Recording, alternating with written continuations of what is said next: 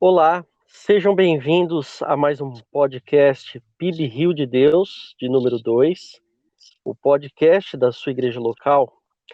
Eu sou o Cleiton e hoje eu estou com o pastor Renan para falarmos sobre o tema doutrina e devoção. Graça e paz, Renan. Graça e paz, Cleiton, tudo bem com você? Prazer estar aqui, falar dos assuntos da Bíblia, da Palavra de Deus. Eu fico muito alegre e vamos aí conduzir mais um bate-papo para a edificação dos irmãos. Ok. Lembrando que o objetivo dos nossos podcasts sempre é termos uma palavra pastoral aos irmãos, principalmente aqueles temas que mais fazem parte do contexto eclesiástico.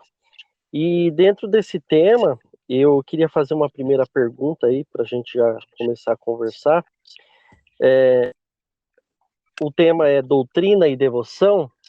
Eu estava pensando, a gente poderia conceituar aí, ou definir para os nossos ouvintes e para os irmãos, a ideia daquilo que é doutrina e depois o que significa também a ideia de devoção. Ótimo, perfeito. Vamos começar falando sobre doutrina, então? Vamos lá. Bom, desde o momento em que Deus ele salvou Israel, né, e tirou o povo do Egito, ele já começou a instruir, a dar um conjunto de ensinamentos para o povo, que se Uhum, constituiu um corpo de doutrinas, né? Até se a gente olhar em Deuteronômio capítulo 32, a gente sim. vê aqui que eu acho que é Moisés, né? Ele está fazendo uma oração, está ali escrevendo, então ele fala: goteja a minha doutrina como orvalho, né? O meu ensinamento, ou a minha doutrina como a chuva. Então, a gente tem as doutrinas da palavra de Deus, que lá no deserto foram estabelecidas, ó, não adorarás outros deuses, não dirás falso testemunho, não cobiçarás. Então você já tem um conjunto de ensinamentos, né? E no, Sim, no, no desenrolar da história bíblica da salvação, as doutrinas elas são entendidas como quem é Deus, como Deus criou o mundo. Por exemplo, a gente tem a doutrina da criação, isso é um pouco mais de teologia sistemática, né? Mas ok. assim, de modo geral e simples, né, a gente tem doutrina como o conjunto de ensinamentos da palavra de Deus, que é o conjunto de instruções, né? Uhum. Para a gente fugir, né, Cleito, daquele negócio de regras, não faça isso ou não faça aquilo, né? Tem um Ah, é porquê, verdade. tem um porquê que Deus disse não faça tal coisa e não faça outra coisa, né? Tudo isso tem um porquê. Então, as doutrinas, elas são o ensinamento da palavra de Deus, que ela pode também, né, Cleiton, ser abandonada, assim como o povo de Israel deixou de lado o verdadeiro Deus, o amor ao Senhor, tudo aquilo que o Senhor derramou como graça sobre o seu povo, ela pode ser abandonada. E quando isso é abandonado, o povo corre um risco muito grande, porque ela está longe dos ensinamentos do Senhor. Sim. Você Eu quer estava complementar mais pensando, alguma coisa aí ou não? Pode falar. eu pensei numa coisa interessante agora. Olha Sim. que ideia interessante.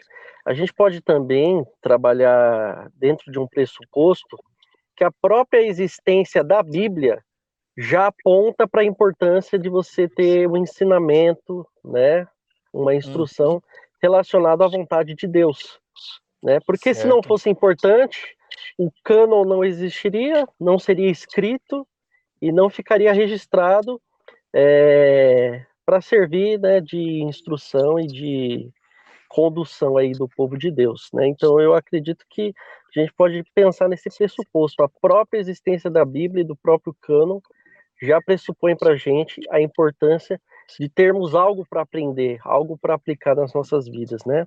E aí a gente pode também atrelar isso à ideia de devoção, né? O que a gente poderia falar aí sobre devoção?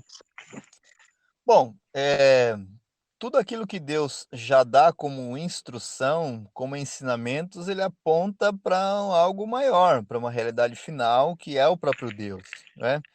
Uhum, Então, Deus não está, assim, instruindo pessoas simplesmente por falar, simplesmente por prender essas pessoas aos ensinamentos. Deus está dando ali um corpo de doutrinas, como deu, né, que é a nossa Bíblia, a palavra de Deus, para que o coração humano sempre fosse direcionado a quem? Ao próprio Deus, né.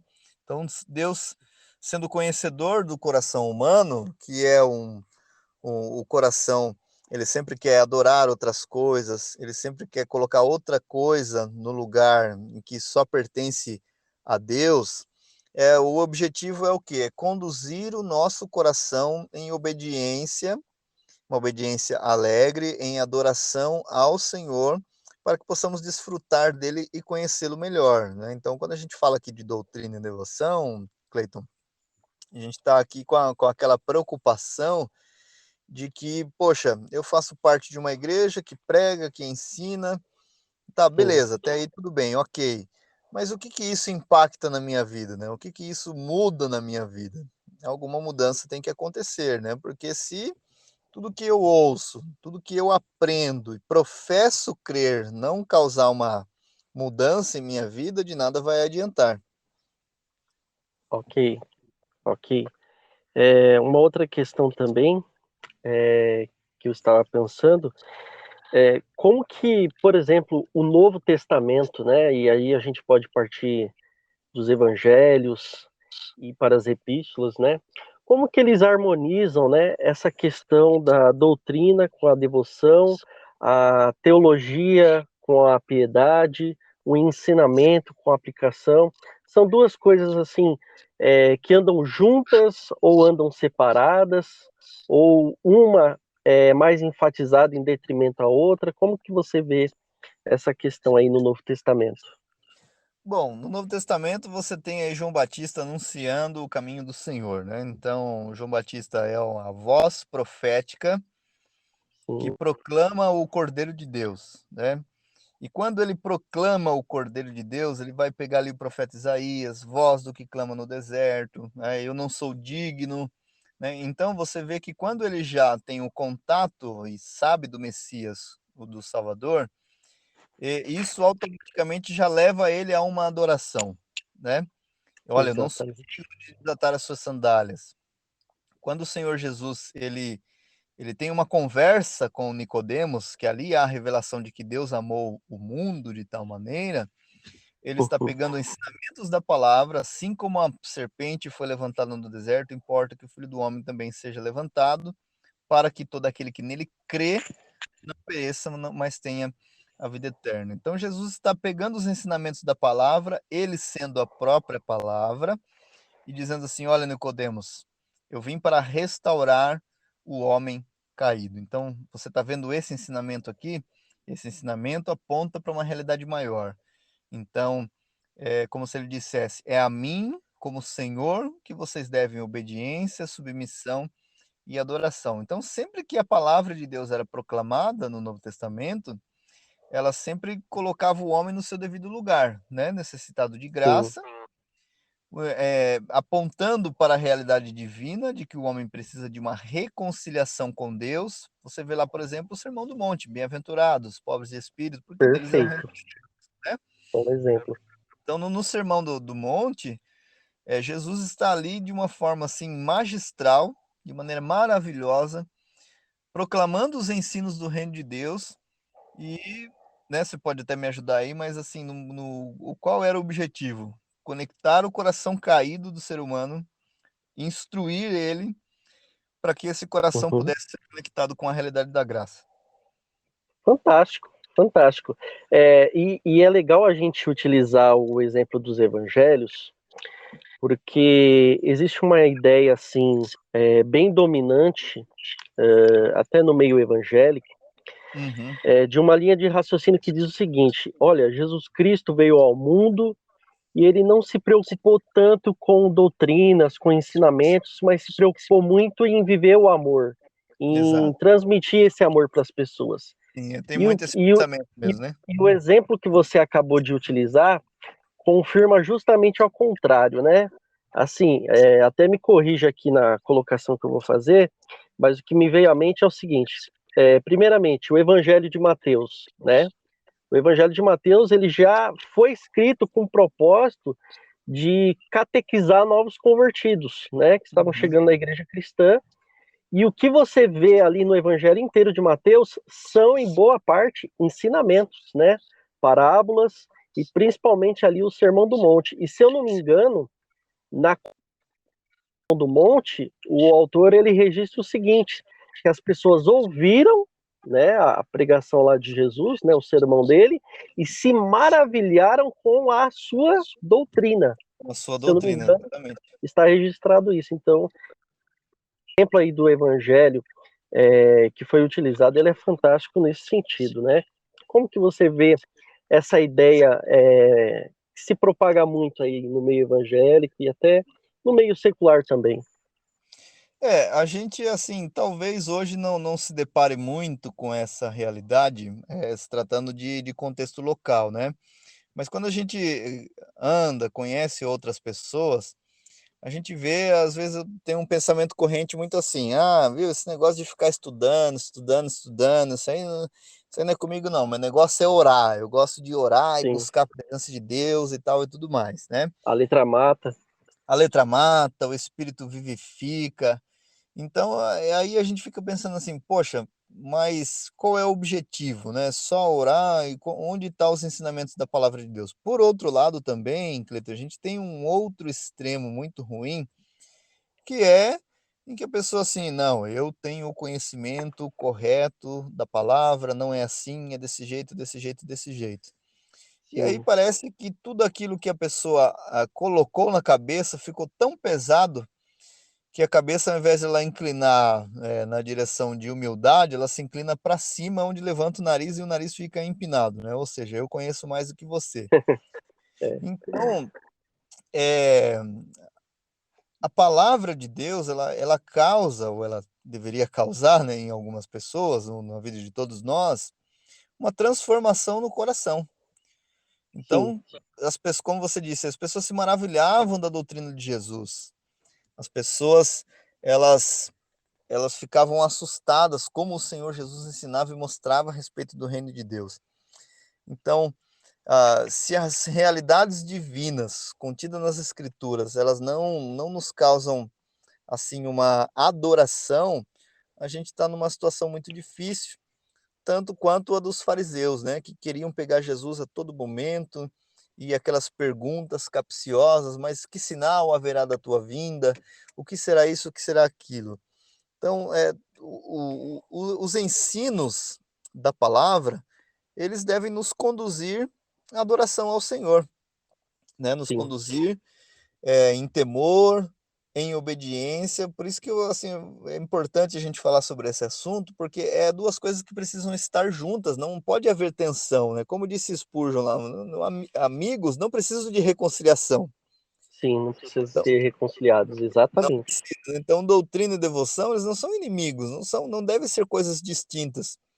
Devem ser coisas que, estão ali de mãos dadas, né. Então, se eu conheço a palavra de Deus, conheço os ensinamentos da palavra de Deus, conheço quem Deus é, sua obra que ele fez em Cristo, isso deve me conectar a uma realidade de adoração que conduz o meu coração em obediência ao nosso Senhor.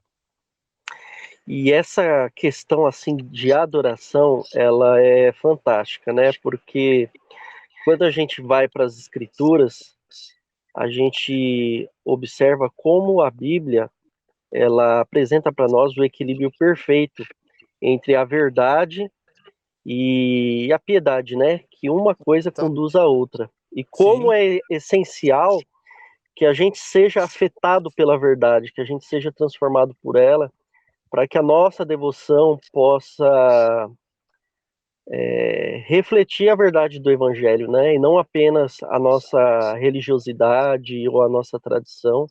Então eu falo isso porque eu estou lembrando agora da Epístola aos Romanos, né? E ali tem uma divisão que eu acho fantástica do apóstolo Paulo, que são os 11 primeiros capítulos e que falam sobre verdades gloriosas do Evangelho.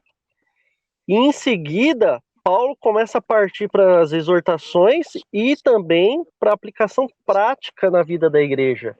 exatamente. O exercício dos dons, a adoração, a oração, a comunhão dos irmãos, a submissão às autoridades, mas antes dele partir para essas exortações, ele usa os primeiros 11 capítulos para falar de coisas gloriosas, né, sobre as boas novas do Evangelho, de tal forma que essa verdade, essa realidade de Cristo faça parte da vida da comunidade e produza, sim, essa devoção, né? Essa devoção centrada no Evangelho. Então é muito importante a gente conciliar essas duas questões, né? Doutrina e devoção, para que a gente não possa pender de um extremo para o outro, né?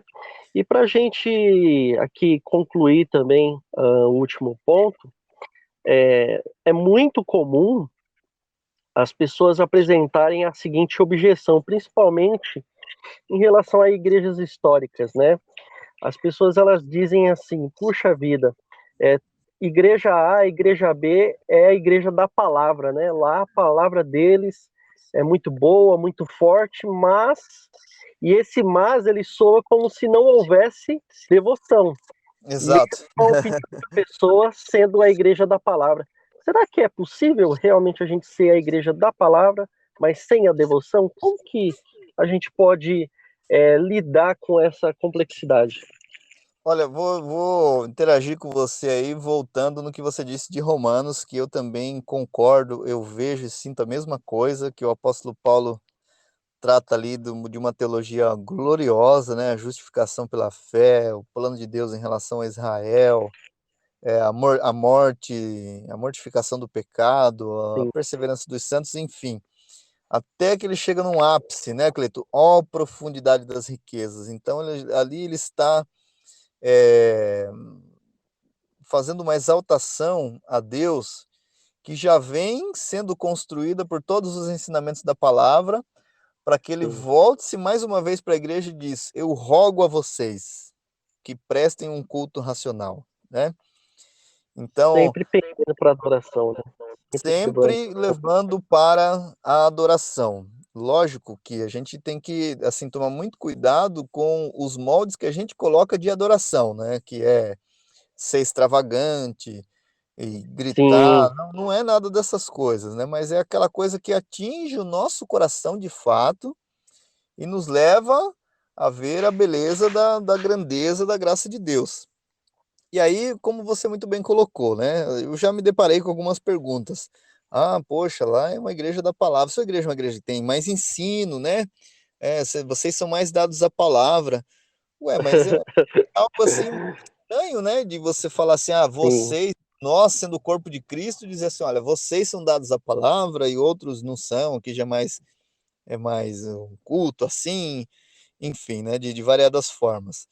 Mas a igreja ela gira em torno da palavra, não tem outra coisa a não ser a palavra de Deus, né? Então, todas as nossas reuniões, todas as nossas motivações, seja ela pequeno grupo, seja ela uma reunião com os jovens, adolescente, mulher, um culto de domingo, ela tem que girar em uhum, torno da palavra, né? E aí eu me lembro, Cleiton, agora do que o John MacArthur diz, né? A gente pensa que o momento da adoração é o momento da música, e sim, não é o momento da música somente, né? O momento da adoração é quando a gente ouve a palavra, né? Então, ouvindo a palavra, o que que a palavra vai produzir no nosso coração? Eu estou ouvindo a palavra me confronta, me sim, conforta, me rasga, edifica o corpo de Cristo, então eu consigo ter o entendimento correto para poder adorar a Deus, né? Então, não há essa exatamente. distinção de a igreja X é a igreja da palavra ou a igreja B já não tem tanta. A igreja de Cristo deve ser a igreja da palavra, que aprende os ensinamentos da palavra de Deus, que tem essa vida de devoção e de buscar ao Senhor, e então é a palavra de Deus que irá nos moldar, né? Sim, exatamente. Eu pensei também aqui, enquanto você falava, essa relação de doutrina e adoração, naquele texto também da mulher samaritana, né? Se eu não me engano, o Evangelho de João, capítulo 4. né? Isso, João 4. Uhum. E é tão interessante porque aquela mulher, ela é tão evasiva na conversa que ela tem com Jesus que ela começa a levantar vários questionamentos sobre como adorar, o lugar certo de adorar. Sim, E Jesus, o tempo todo, está discutindo o assunto principal, que é o quê?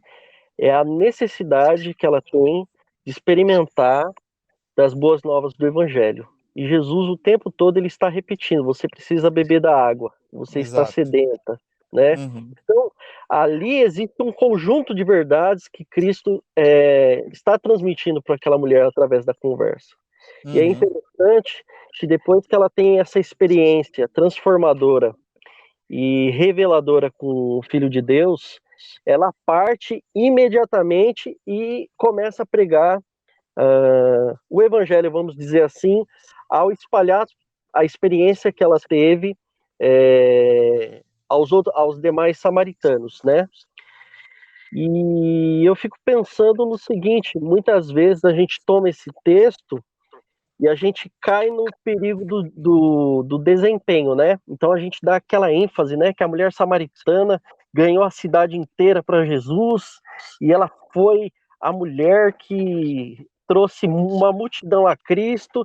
Só que a gente esquece daquilo que foi anunciado a ela, do impacto Exato.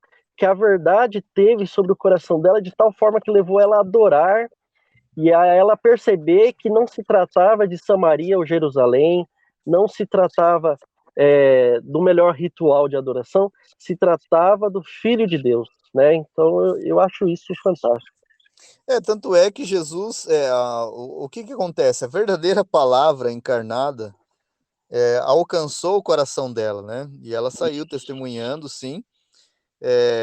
Mas aqui o texto diz assim: muitos samaritanos daquela cidade creram nele por causa da palavra da mulher que testemunhava. Ele me disse tudo quanto tenho feito. Então há o testemunho de um coração que foi alcançado por uma doutrina verdadeira nesse debate aí que foi revelado a ela, né? Mas depois Sim, eles diziam à mulher: já não é pela tua palavra que cremos, pois agora nós mesmos temos ouvido e sabemos que este é verdadeiramente o Salvador do mundo. Olha só que coisa glória a Deus. maravilhosa, né? Glória a Deus, fantástico. Mediante tudo isso que a gente conversou, é claro que, nossa, o assunto ele é amplo, dá para a gente explorar muitas coisas, mas assim, se a gente fosse concluir aí com uma aplicação final, né, para os Uhum. nossos irmãos, para as nossas irmãs em Cristo, né, como a gente poderia passar uma mensagem final de até de despertamento nesse sentido aos irmãos e de aconselhamento pastoral. Bom, eu gostaria assim de partir do ponto daqueles que são os pilares da nossa fé, né? A justificação pela fé, a salvação Sim, somente pela graça, a adoção e a regeneração. Esses são assim quatro pontos básicos, né, Cleiton, assim como pilar da teologia reformada e uma teologia robusta, que não são apenas um museu de doutrinas que estão lá no passado. São exatamente. coisas que a gente pode tomar para a nossa vida, né? Por exemplo, eu sou justificado pela fé, ou seja, tudo que eu preciso, Cristo fez por mim. Isso nos leva à adoração. Eu sou adotado por Deus, eu faço parte da família de Deus, né? Nele eu sou aceito, eu sou completo, eu tenho tudo. Por que que eu não estou desfrutando disso e estou ainda, não vivendo como filho, mas vivendo como um órfão? Não é verdade, Cleiton? Você concordar Escravo, comigo né? nesse exatamente. Você pode Lembrando concordar daquele texto de comigo nesse Romanos, né? ponto? Aham. O espírito de escravidão, ao invés do espírito de filiação, né? Exatamente, né? Então, assim, a gente tem aí um corpo muito robusto de doutrinas, né, Cleiton? Que não Sim, são, assim, colocadas como algo, como que eu posso dizer? Teórico, mas algo assim que enche o nosso coração de alegria, né? Poxa, eu sou um filho de Deus, eu não sou mais escravo, eu sou regenerado, né? Deus me deu um novo coração. Então é justificado, adotado, regenerado, e tem mais uma outra que eu falei aí que eu acho que eu acabei esquecendo, né? Mas assim, tudo isso pode nos conduzir o nosso coração à adoração a Deus, né? Essas doutrinas, conhecidas aí como doutrinas da graça, que nos levam a exaltar a Deus como Paulo fez, né? E é interessante, assim, Cleiton, que Hum, o apóstolo Paulo lá em Romanos, depois ele falar tudo isso, ele vai assim para a vida da comunidade, porque quando a gente vai para a vida da comunidade, Deus nos tira do centro de nós mesmos, né? E tudo aquilo que exatamente. foi ensinado, a gente começa assim ter pro nosso como verdade para o nosso próprio coração. E aí ele diz: chorai com os que choram, alegrai-vos com os que se alegram, praticai a hospitalidade. Quer dizer, não está ali esse texto à toa, em vão, né? Ele está ali por um propósito, né? Mais algumas coisas que diz ali no capítulo 12: o amor seja não fingido, mas sejam fervorosos no espírito, servindo ao Senhor. Então eu acho isso muito maravilhoso. Fantástico. Sempre mudados, velho. Sempre moldados E, por ela, exatamente. e eu estava pensando também, importante a gente ter a franqueza, como a gente acabou de conversar aqui, de, por um lado, entender que há possibilidade, né, de realmente a gente partir do extremo de ser aquelas mentes intelectuais, né, moldadas aí só pela teologia, pela sistemática e só pelo campo intelectual e ter o perigo Uhum. realmente de ter um coração doente, né, uma mente sadia, mas um coração doente.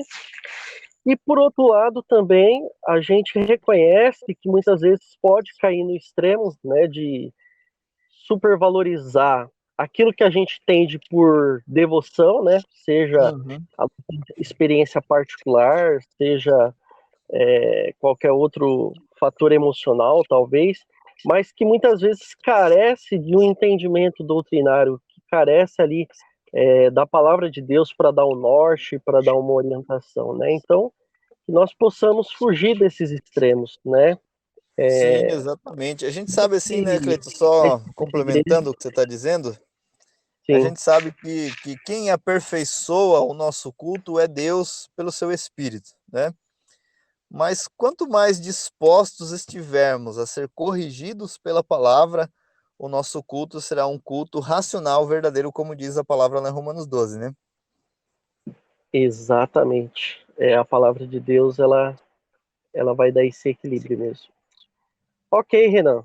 Fantástica a nossa conversa. Eu acredito que esse assunto vai edificar a vida de muitos irmãos e nós estamos aí com o propósito de servi-los, né? Lembrando que existem outros temas aí que a gente, conforme a possibilidade e também a necessidade, a gente vai abordar e Uhum. sempre com o propósito que a gente realmente desenvolva não só uma vida particular, né, de espiritualidade, mas também uma vida comunitária em Cristo, né? Você Com gostaria de certeza. encerrar aí com uma bênção apostólica?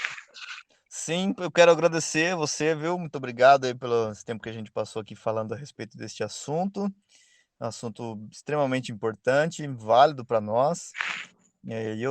Eu também, assim, ao fazer aqui, me sinto muito edificado, mas vamos encerrar. Como você disse, a gente vai falar aí outros temas, né? Que Deus Sim, nos dando graça. E assim, o nosso propósito é a edificação do corpo de Cristo. Mas vamos lá, Cleiton, vou passar aqui então a bênção apostólica, daí você dá um alô e a gente se despede. amém. A graça do Senhor Jesus Cristo, o amor de Deus, a comunhão do Espírito Santo, seja com todos nós, nos guardando, né? Em adoração ao Senhor. Amém, amém. Deus abençoe aí todos os nossos ouvintes, todos os nossos irmãos em Cristo e até a próxima, se Deus quiser. Até, Cleiton. Deus abençoe. Forte abraço, viu? Forte abraço. Tchau, Paz. tchau.